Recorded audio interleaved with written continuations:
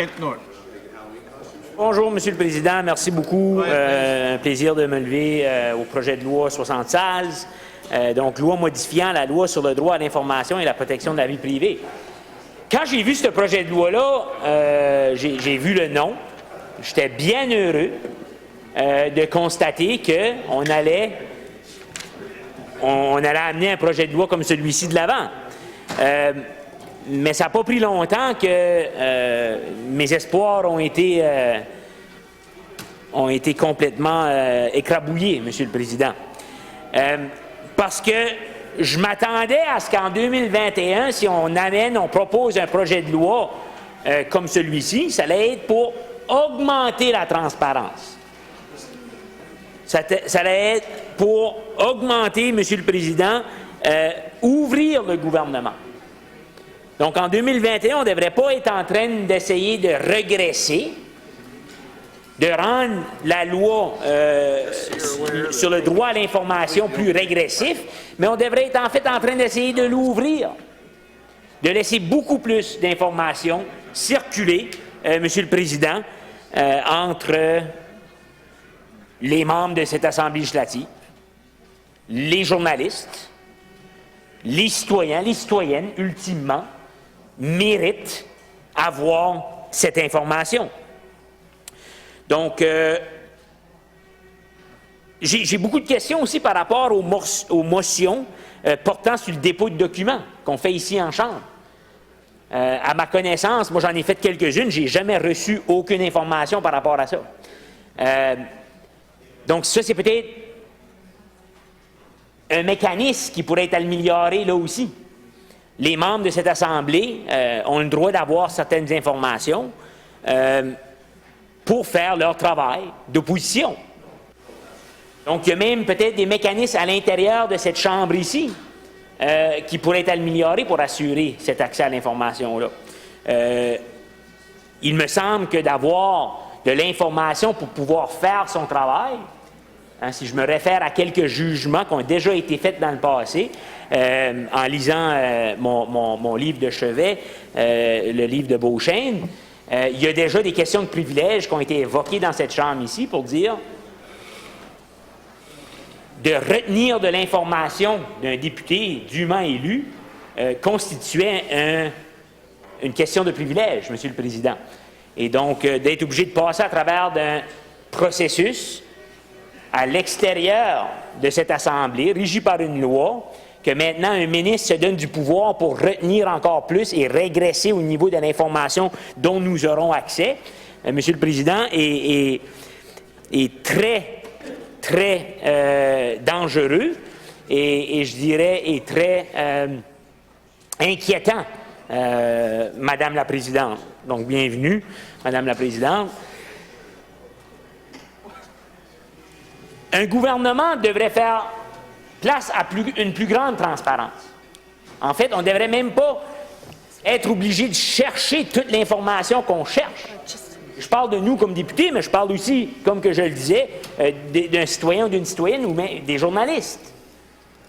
Cette information-là devrait être ouverte. Puis, je fais le lien avec le comité d'administration de l'Assemblée législative. À combien de reprises que j'ai entendu des membres dire de protéger le fait que ça se passe derrière des portes closes, non transparentes, ces discussions-là, ben, les membres sont plus ouverts à dire ce qu'ils pensent. Ben, Madame la Présidente, je l'ai déjà dit dans cette Chambre, si tu n'es pas capable de dire ce que tu penses publiquement, tu devrais peut-être te poser une question sur la raison que tu es en train de le dire. Nous sommes élus par les citoyens et les citoyennes de cette province ici pour les représenter. Et il n'y a aucune raison qu'on devrait les représenter derrière des portes closes. Parce que ça ouvre la porte à beaucoup de problèmes, Madame la Présidente. Là, je ne dis pas qu'il n'y a personne qui fait partie de ça, parce que je pense qu'on est tous des membres honorables, mais ça ouvre la porte à de la collusion. Ça ouvre la porte à des nominations partisanes. Ça ouvre la porte à des ententes faites secrètement sans vraiment personne sait vraiment les raisons pourquoi ils ont été faits. Comme que je disais, on est tous des membres honorables, mais ça ouvre certainement et surtout la porte à une mauvaise perception. Puis cette perception-là est collective. On la partage, cette perception-là. Combien de fois qu'on entend le public dire « Ah, les politiciens! Hein? » Peu importe quel parti vous êtes dedans, on a tout entendu ça. Et on l'entend avec une certaine... Moi, du moins, je crois que le cynisme a une raison d'être. Elle est fondée. Elle est fondée exactement à cause de projets de loi comme celui-ci. Où ce qu'on est en train de dire, on va retenir encore plus d'informations. Madame la Présidente, on va se donner encore plus de pouvoir pour faire en sorte qu'il y a moins de choses qui sortent, qu'il y a moins de choses qui sont sues. C'est exactement ce genre de projet de loi ici qui alimente le cynisme de la population face à ce qu'on fait ici. Et donc, pour moi, c'est un projet de loi extrêmement important. De la mauvaise façon, mais extrêmement important qui devrait être discuté en long et en large, et en long et en large. On parle de plus en plus de gouvernement ouvert, où ce qu'on ne devrait même pas être obligé de demander pour cette information. Elle devrait être rendue publique d'une façon... Puis est-ce que ça va prendre un temps à s'adapter et à rendre les mécanismes possibles pour qu'il y ait plus d'informations possibles de disponibles? Absolument, ça va prendre un temps de s'adapter. Mais ici, on prend la route la plus simple en disant on va se donner plus de pouvoir pour pouvoir dire non.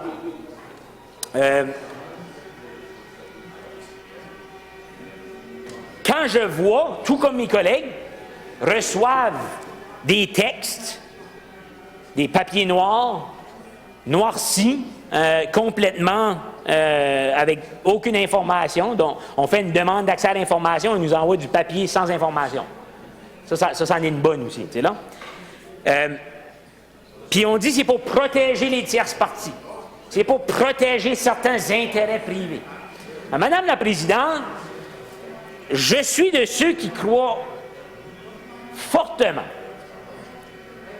que si vous êtes un tierce parti et vous voulez faire affaire avec le gouvernement, vous voulez accepter de l'argent du gouvernement, ben vous n'êtes plus des intérêts privés, Madame la Présidente. Dorénavant, vous avez entré dans un contrat avec, pas le gouvernement, avec les citoyens et les citoyennes de cette province. Et donc, si vous voulez accepter cet argent-là, il va falloir que vous soyez transparent dans vos choses. « ben Madame la Présidente, on va nous dire, c'est parce que ça pourrait donner de l'information à nos compétiteurs. » Madame la Présidente, si on reçoit de l'argent des contribuables, peu importe le projet, je pense qu'on devrait avoir besoin d'ouvrir nos livres par rapport à cet argent-là, pas par rapport à tout. Mais définitivement par rapport à ce projet-là. On le voit à maintes reprises, on a vu la vérificatrice générale faire le même genre d'appel. De dire qu'il est extrêmement important qu'on sache bel et bien où l'argent des contribuables va. Et comme que je dis, en cachant cette information-là, puis en continuant d'essayer de n'en cacher le plus possible, on ne fait qu'alimenter et encourager et augmenter le cynisme fondé des citoyens par rapport à nos institutions qui sont supposées de représenter les citoyens et les citoyennes de la province.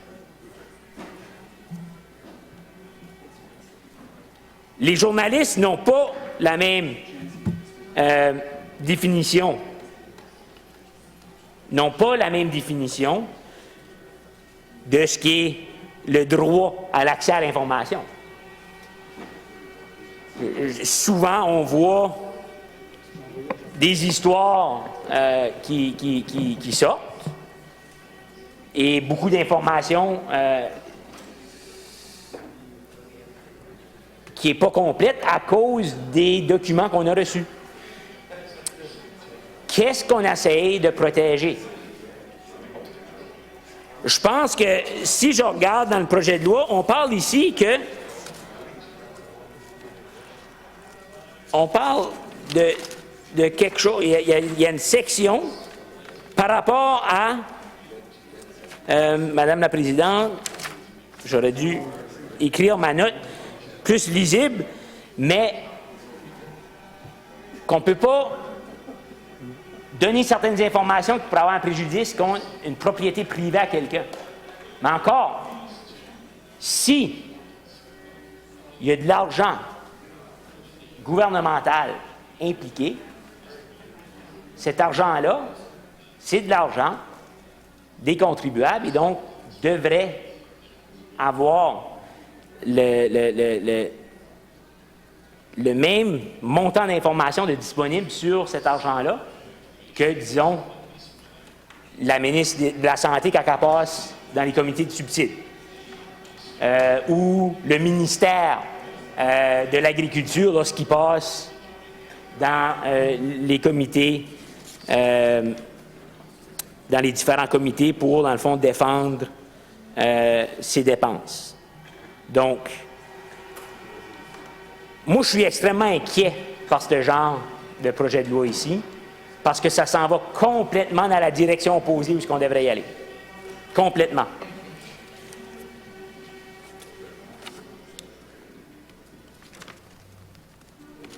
Je vais juste regarder mes notes ici, Madame la Présidente. Hein? Oui. Ben, absolument. Je veux dire, mon collègue a fait une demande au niveau du camp militaire. Il n'y a pas si longtemps. Il y a de l'information qui est extrêmement valable qu'on est capable d'aller chercher à travers des demandes d'accès à l'information. Puis il y a des informations extrêmement valables qu'on ne réussit pas à aller chercher. Puis ça, comme que je dis, moi, une des affaires qui m'inquiète le plus, c'est le cynisme qu'on est en train de développer chez la population. Quand on parle du camp militaire, ici, ben juste l'industrie du bleuet au complet. On est en train de donner des subsides à des méga corporations qui ont fait quoi à la fin de la journée? Qui ont bâti un gros congélateur, Madame la Présidente, pour faire chuter le prix du bleuet pour les petits producteurs. Puis quand on demande pour de l'information par rapport à ça, on nous cache en disant, ben, on ne peut pas vraiment vous dire parce que ça les affecte, leur entreprise, d'une manière qui va causer préjudice ou qui va enlever de leur compétitivité. Quand, en même temps, le simple fait d'avoir versé des millions et des millions et des millions de dollars dans ces entreprises-là les a donné exactement cela. Les a donné une façon injuste de compétitionner avec les petits, les moyens producteurs. Moi, j'ai tout le temps pensé, Madame la Présidente, qu'on devrait, l'argent des contribuables devrait toujours aller, quand on parle de développement économique, devrait toujours aller pour aider le plus grand nombre de personnes possible. Si une entreprise veut avoir des subsides, je ne parle pas ici de prêts ou quelque chose comme ça, je parle de subsides, ça devrait aller au plus grand nombre possible. Comment est-ce qu'on fait ça? Ben, si on met 5 millions dans une entreprise, l'entreprise devrait être forcée à ouvrir son entreprise à ses employés.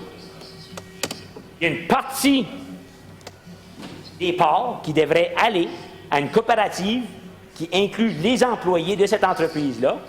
Et donc, là, on a un plus grand nombre de personnes qui sont impliquées, on a un plus grand nombre de personnes qui profitent des investissements qu'on fait pour un bien commun.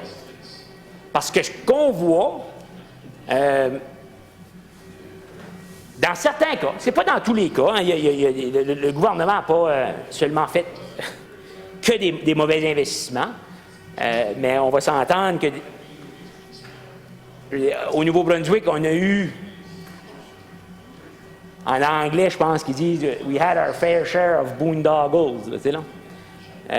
Des projets extrêmement questionnables qui n'ont pas fonctionné. Puis on continue de n'avoir, c'est ça qui est tout le temps, qui dérange beaucoup, Madame la Présidente. Donc, pour conclure et pour résumer ma pensée, Madame la Présidente, le projet de loi 76 est un projet de loi régressif. On s'en va dans la mauvaise direction pendant qu'on devrait être en train de discuter d'ouvrir, d'être plus transparent, d'être moins opaque, de permettre plus d'informations de disponibles. On est en train de faire tout le contraire. On est en train de donner des pouvoirs qui ne lui reviennent pas à un ministère de prendre des décisions. On est en train aussi de protéger des intérêts privés qui continuent de vouloir profiter, dans le fond, de l'apport de capital des contribuables. Pour moi, il doit y avoir une ligne à quelque part. On doit dire, il n'y a pas de problème à ce que le gouvernement investit, mais ça vient avec certaines responsabilités. Lorsqu'on accepte l'argent des contribuables, on ne peut plus juste dire à tout jamais, eh bien, on a reçu cet argent-là, puis pour rester compétitif, on n'a pas à démontrer aucune information ou très peu d'informations. C'est pas vrai qu'il n'y a pas aucune. En toute transparence, je veux dire, moi j'ai déjà, à travers de coopératives dont je suis membre, on a déjà fait des demandes de subsides au gouvernement. Il y a des programmes qui existent en agriculture pour les petites et les moyennes fermes. Il y a des programmes qui existent au gouvernement pour les petites et les moyennes entreprises. Il y a des investissements que je vois dans ma communauté qui sont des excellents investissements que le gouvernement a fait au cours des années. Puis je parle avec certaines des personnes qui ont reçu ces investissements-là, puis ils me disent, moi, il n'y aurait aucun problème à ce que le monde sache où est-ce que cet argent-là va, puis qu'est-ce qu'elle sert. Mais il y a certains gros joueurs qui veulent garder la mainmise complète sur l'information, mais qui continuent de demander et demander et demander et demander encore des investissements. C'est de l'argent des contribuables à la fin de la journée, Madame la Présidente. Et si on l'accepte, on devrait faire preuve de transparence. Ça va pour tous les différents ministères. Si tu n'es pas capable de dire en public ce que tu dis en privé, il y a un gros problème. Si tu n'es pas capable de défendre ce que tu dis en privé, en public, il y a un gros problème. Surtout dans un endroit comme ceci. Puis, je suis obligé de faire le lien avec le comité d'administration de l'Assemblée législative. Vous me connaissez, Madame la Présidente. Je pense qu'il faut être capable. Il faut être capable de défendre ce qu'on dit en privé, en public. Je le vois trop souvent dans cette ville ici où on discute souvent de comment est-ce que le pouvoir est concentré dans le bureau du premier ministre. Où est-ce que on entend le public dire ce qu'on fait ici, dans cette salle ici, ce n'est que du spectacle. Hein? Que les vraies affaires se font lorsque on est dans les corridors, lorsqu'on est dans le bureau à quelqu'un. Il n'y a aucune raison pour ça, Madame la Présidente. Je pense que les décisions qu'on prendrait en tant que député, en tant que le gouvernement, seraient très différentes si on devait exposer les discussions qui mènent à ça. Puis je pense qu'à la fin de la journée, il servirait beaucoup plus l'ensemble des citoyens et des citoyennes de cette province ici que si on continue de les avoir derrière des portes closes ou par courriel. Puis on sait que nos courriels puis certaines affaires vont être protégées par des lois régressives sur l'accès à l'information. Donc, je vais avoir extrêmement beaucoup de questions en comité. Donc, j'avise le gouvernement tout de suite de se préparer en bonne et due forme parce que c'est un projet de loi d'une extrême importance. Surtout au niveau philosophique. Vers où on va. Pendant qu'on devrait être en train de prendre un pas vers l'avant, on est en train de prendre un pas vers l'arrière. Puis un pas vers l'arrière mène à un autre pas vers l'arrière. Puis un autre. Puis on va gratter. Puis on va gratter. On va en enlever un petit peu à chaque fois. Donc, Madame la Présidente, pour moi, aujourd'hui, en deuxième lecture, ça sera ça que je vous présente. Je me suis répété à quelques reprises pour faire des points sur certaines choses, mais je pense, comme j'ai dit, c'est beaucoup plus important qu'on le pense. Puis j'ai entendu le gouvernement dire cette semaine, bon, on va présenter des lois qui devraient être qui devraient être faciles à passer. Il n'y a rien de controversé. Là. Donc, moi, ce qui m'inquiète encore plus du fait qu'on amène un projet de loi comme ceci, comme étant un projet de loi qu'on pense qui est non controversé, c'est pas seulement ce qui est écrit dedans, mais c'est la façon que le gouvernement se comporte. C'est la philosophie que le gouvernement, tout court, qui est en cause.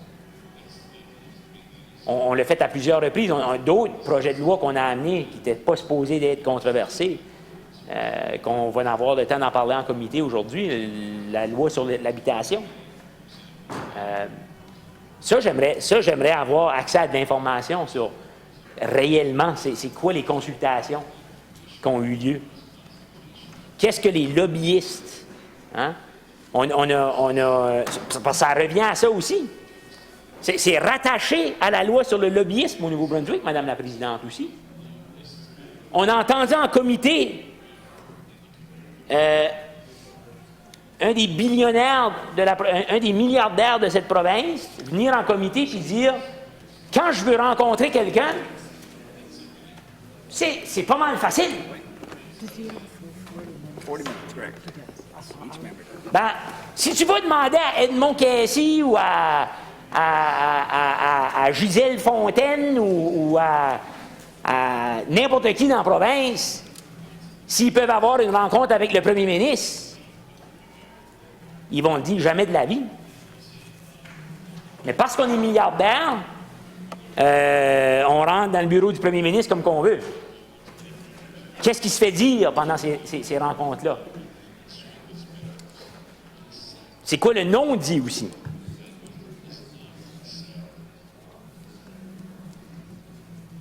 J'ai pas le choix de souligner ce matin, je ne sais pas si mes collègues ont vu, la caricature des journaux Irving qui parle de privatiser Alcool Nouveau-Brunswick. Ils disent un monopole, ça n'a pas d'allure. L'ironie est incroyable, Madame la Présidente. Une famille qui appartient à 97% de la presse écrite anglophone au Nouveau-Brunswick. 97%. Puis ils vont dans leurs outils de propagande pour nous dire que les monopoles, c'est pas une bonne chose. C'est quand même incroyable. C'est quand même incroyable. Re-bienvenue, Monsieur le Président. Et donc, fait que c'est tout rattaché. Parce que la loi sur l'accès à l'information nous donne aussi plus d'informations sur ce qui se fait dire, ce qui influence les décisions au Nouveau-Brunswick. Et le lobbyisme a clairement des influences qui sont énormes dans cette petite province ici. Puis on le répète souvent en chambre, vous l'avez peut-être déjà entendu, mais On a des gouvernements qui s'occupent, dans le fond, des intérêts de quelques personnes au lieu de l'ensemble des personnes. Puis le gouvernement essaie de dire, finalement, j'ai entendu encore pendant la période de questions, puis moi, ça me chavire toujours d'entendre ça. Mr. Speaker, in the interest of being on track with the bill, we've discussed lobbyists, we've discussed access to premiers.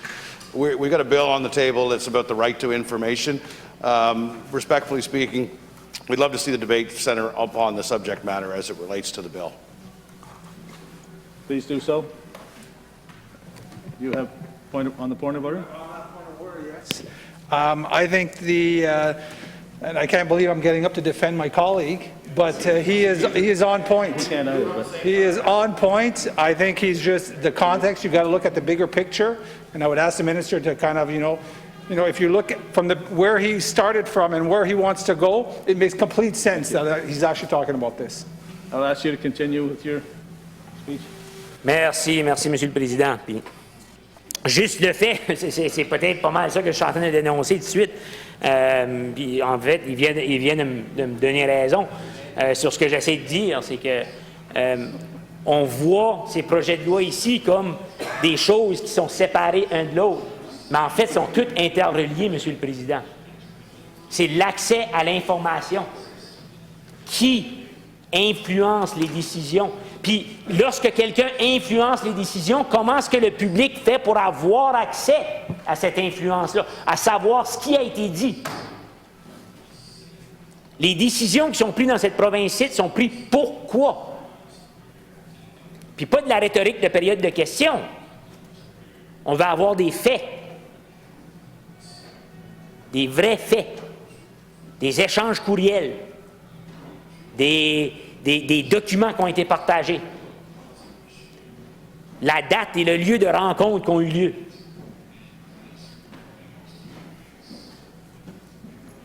Donc, c'est extrêmement important de parler puis d'interrelier les deux, parce qu'ils sont incroyablement interreliés, Monsieur le Président. Donc, ce que je disais, c'est qu'au niveau des lobbyistes, il y a un accès qui est extrêmement privilégié au Nouveau-Brunswick. Puis on a une loi des lobbyistes qui est très opaque aussi, qui pourrait être améliorée grandement. Puis lorsque je vois un projet de loi sur le droit à l'information et la vie privée qui régresse, bien, je me dis, est-ce qu'on va aussi avoir un projet de loi sur les lobbyistes qui va aussi régresser? Au lieu de demander plus d'informations, est-ce qu'on va en demander moins?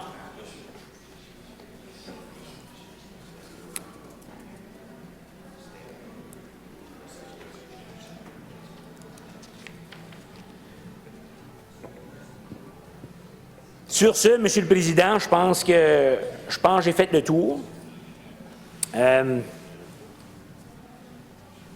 J'espère que le ministre écoute très attentivement pour réaliser qu'il y a un lien extrêmement important à faire ici, puis d'ouvrir un peu les horizons sur ce que ça signifie philosophiquement, ce recul ici. Et donc, Monsieur le Président, sur ce, je vais m'asseoir pour l'instant et j'anticipe avec beaucoup de bittersweet, comme ils disent en anglais, je crois, d'amener ce projet de loi ici en comité pour en discuter. Puis j'espère